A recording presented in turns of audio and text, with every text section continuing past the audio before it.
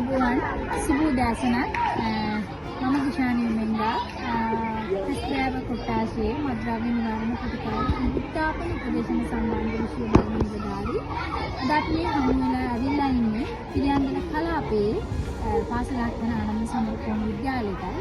මේ විශේෂත්වයක් තියෙනවා. අද අපි මේ පාසලේ 8 9 10 වසර දරුවන්ට මද්‍රව්‍ය නිවාරණය ගැන වැඩසටහනක් කරන්න ආවා.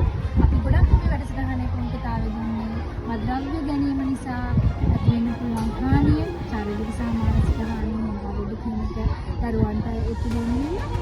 මේ වැඩසටහන සම්බන්ධීකරණය සහ මේ වැඩසටහන මැදිහත් වීම කරේ කොළඹ මහා නාම විද්‍යාලයේ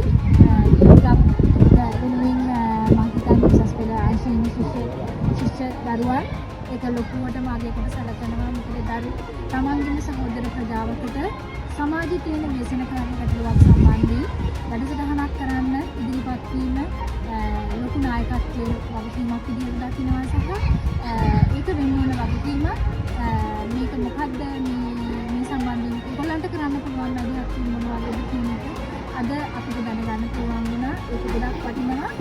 මම ස්තුතිවන්ත වෙනවා පාසල වෙනුවෙන් පාසලේ විද්‍යාර්ථී ප්‍රතිමාට වැඩසටහනට සහභාගී වීම සම්බන්ධයෙන් පාසලේ දරුවන්ට වැඩසටහනට සම්බන්ධීකරණය සංවිධානය කටයුතු සම්බන්ධයෙන් මහා